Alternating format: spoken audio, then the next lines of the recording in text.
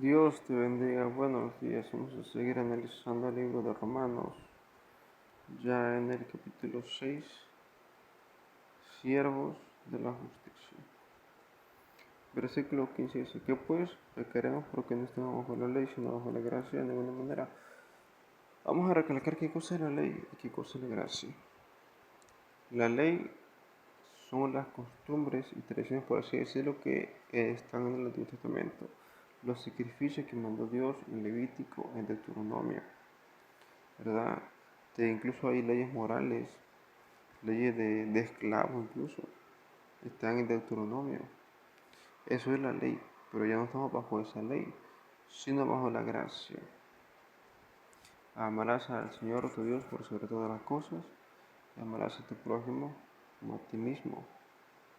A eso se refiere.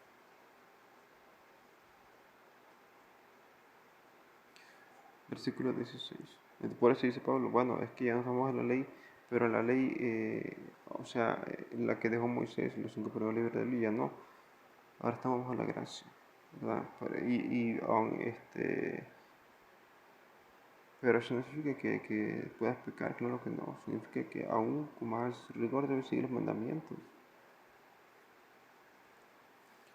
Si no sabéis que si sometéis a alguien como esclavos para obedecer, sois esclavos de aquel a quien obedecéis, sea del pecado por muerte, sea de la obediencia para justicia. Entonces aquí, de hecho, Pablo lo dice, en unos libros dice, este, que es siervo de Dios, esclavo de Dios, algo así. Entonces, de hecho, hay otro versículo que yo recuerdo mucho que dice, está en 2 de Pedro 2, capítulo 2. Y el vencido es esclavo del que le venció. Aquí Pedro lo dice claramente de otra manera, que si tú obedeces al pecado, eres esclavo del pecado. Si tú caes en tentación, si tú le das lugar al pecado, eres esclavo del pecado. ¿Verdad? Pero si tú obedeces a la justicia, entonces eres esclavo de la justicia. ¿Quién dice esclavo de la justicia? Pablo dice, aquí le nombra a Pablo esclavo de la justicia, pero bueno, el pasaje se llama siervo de la justicia. ¿Verdad? Dice, pero gracias a Dios que aunque eres esclavos del pecado, habéis obedecido de corazón aquella forma de doctrina en la cual fuisteis entregados.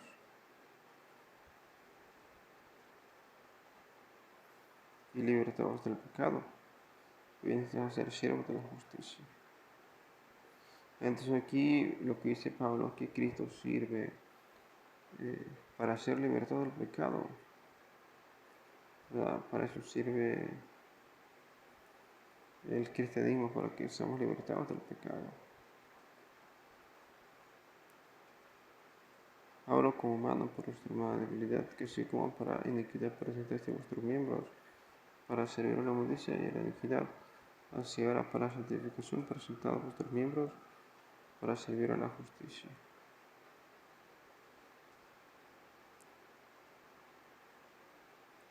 Aquí claramente dice Pablo, fuera de Cristo eres esclavo del pecado, fuera del cristianismo, ¿verdad? Fuera de la potestad de Dios más bien, eres esclavo del pecado. Así ahora para la justificación presentar vuestros miembros para servir a la justicia. O sea que aquí dice Pablo, antes servías en el mundo, ¿verdad? Ahora eres siervo de Dios. Preséntate como siervo ante Dios, siervo para servir a la justicia. Porque cuando eres esclavos del pecado eres libres acerca de la justicia. Pero ¿qué fruto tenéis de aquellas cosas, de las cuales ahora os avergonzáis? Porque el fin de ellas es muerte. Eh, Hay otro versículo que me acuerdo sobre este punto. Eh,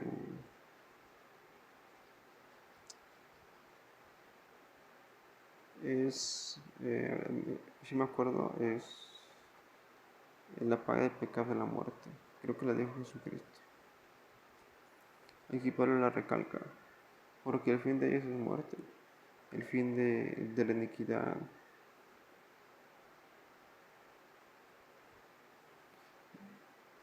Dice más ahora que habéis sido libertados del pecado y hechos siervos de Dios, tenéis por vuestro fruto la santificación y como fin la vida eterna.